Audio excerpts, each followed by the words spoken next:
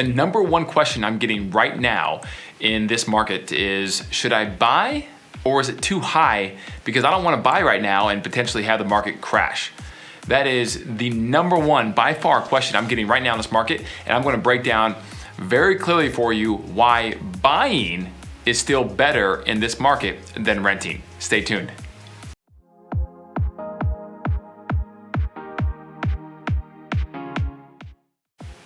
Thank you so much for joining our video. And guys, if you ever want to see all properties currently for sale in the greater Phoenix metro area, please click that link below and it will take you right to that page where you can see everything currently for sale.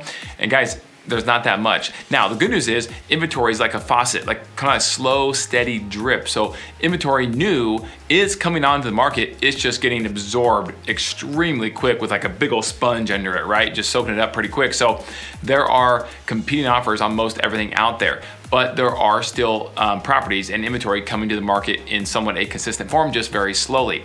If you want to see what the value of your home is, and let me tell you guys, it's going this way. Please click the home valuation link below and we'll take you to that page and you get that instant valuation of your property in today's changing market. Okay, the number one question I'm getting right now is, should I buy in this market or should I wait?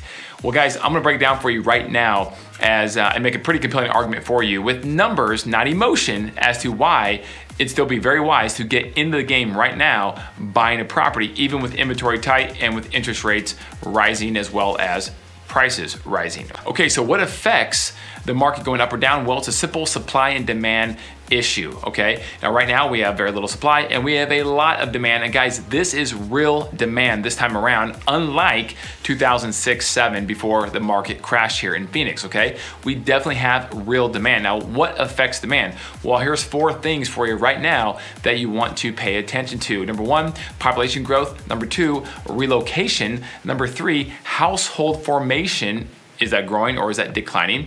And number 4, affordability. Okay, now with those 4 things, you can look at Phoenix and go, population growth, check. Guys, alone, last year, 2021, 269 people moved to the state of Arizona every single day. Now, that's the whole state, but I'd argue about half of those moved to the greater Phoenix area, as Arizona as a state was the 3rd ranked state in the entire country for population growth in 2021. So check that one. Household formation, is it growing in Phoenix? Yes, it is, because of the population growth. Check that one. Relocation, is that growing? Yes, it is. Check that one. Why? According to the Greater Phoenix Economic Council, Phoenix currently has on the docket over 250 employers or companies looking to move some sort of their division of their company down to the greater Phoenix area, guys. And with employment comes relocation and population growth, okay? And the last one is affordability. Obviously, affordability is starting to shrink, but it's still pretty good, relatively speaking, going back 4 to 5 decades, all right? Given the fact that rates are still really low historically, and inflation is on the rise, unfortunately, but we'll talk about that in just a second. Now, should I buy or should I rent? Okay, here we go. Let's take an example of a $430,000 house. Where does that exist? There's still some of those in the Phoenix area, right? But a $430,000 house, and let's do a 10% down payment. So you're putting down $43,000, okay? Now let's assume an interest rate of 3.5%. I know it's a little low right now. That prime rate for a really good borrower is closer to 3.75 in the high 3s, but we're going 3.5 right now for the assumption of this case study. All right, now let's look at a 5-year period, all right? Now, given that $430,000 purchase of the property with a 10% down payment, assuming insurance of $83 and a PMI payment, because you're not putting down 20%, of $190 a month, okay, with taxes being at $183 a month, which is very relative and very real for the Phoenix area, that puts you at an all-in payment of $2,206 per month for that property, okay? So your monthly payment is $2,206 per month. All in, all right? So let's just call it $2,200. Now let's look at the 5-year period. In that 5-year period, let's assume a 7% appreciation rate. This is roll with me on this. I know it's hard to believe in Phoenix that it might actually appreciate 7% per year, but let's just go with that one, okay? So 7%, pretty conservative here, right? But let's assume it on average appreciates 7% per year.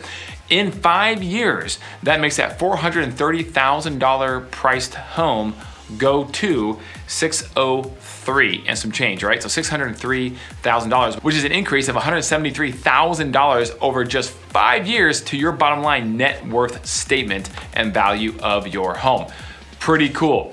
Let's break it down further.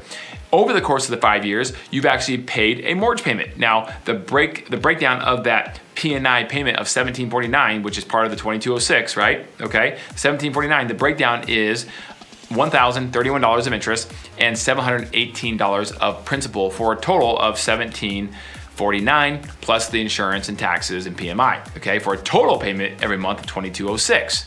Now, with the pay down of the principal over 5 years, you now have created just under $40,000 of equity from just making your payment, living somewhere because you have to live somewhere anyway, okay? Pretty darn cool. And if you couple that with your down payment, so that is a total of $83,000, $40,000 of equity buy down over 5 years, plus the $43,000 of your down payment initially. That's $83,000 that you've earned and accrued in just 5 years if your house appreciated nothing. So at 0% appreciation, it stayed exactly the same over the course of 5 years, you still have $83,000 to your net bottom line on your net worth statement. Pretty darn cool. So let's do both combined. You take the $173,000 of equity you received if there is 7% appreciation per year for 5 years, okay? Your home is now worth $603, plus the $83,000 that you received in equity, which was your initial down payment of $43, plus your $40,000 of buy down of principal over 5 years, making your monthly payment. That is a total of $256,000 that you now that it's not in your pocket because it's not liquid, but it's to your bottom line net worth statement that you could do maybe a cash out refi with, or a HELOC, or just sell and get the money. And that would be under the capital gains statute, right? Which for a married couple is $500,000 tax free, or for an individual it's $250,000 tax free that you can take as proceeds and go on your merry way in just 5 years. Guys, that gets me excited. That is so cool. Now, let's take that compared to renting a house, okay? If you rent a house right now, the difference between the average monthly payment for a mortgage here in Phoenix compared to the average rent payment for the average rental in Phoenix, the difference, $17 a month. That's it. The rent is now almost as expensive as your average monthly mortgage payment in the Phoenix metro area. So guys, rentals at one point were much cheaper, not anymore. They have appreciated as well and escalated to the point where they probably should have been many years ago, because Phoenix was so such a value, such a bargain for renting for so many years, just 5 to 20 years ago. Okay, so now you have $256,000 to your net bottom line net worth statement, as opposed to if you rent. Now, if you rent that same house for $2,200 a month, okay, you now will pay, over the course of 5 years, $132,000. That is just out the window. Goodbye, right? So guys, stop renting and get in the game. It's still a fantastic time to buy. Even if the market were to go down in the next year or two, if your exit strategy is to stay in the house for quite a period of time, at least 5 years, 10 years, you'll be able to ride any cycle out that does eventually come to the housing market, because it is cyclical. So I highly encourage you guys to get in the game. It's still a fantastic time to buy. Rates are still historically low, and Phoenix is a hotbed for people all across the country looking to move to, so population growth will continue, okay, in 2022 and beyond. Guys, thank you very much. My name is Kelly Cook. If you can share this video to anybody that might benefit from it, we'd really appreciate it. And again, as always, thank you for being awesome clients and value clients, and maybe some prospective clients out there that we would love to chat with about buying a house or selling a house here in the Phoenix area. Give me a call, 480-227-2028, or Kelly@kellycookhomes.com. Thank you guys very much, and make it a fantastic day.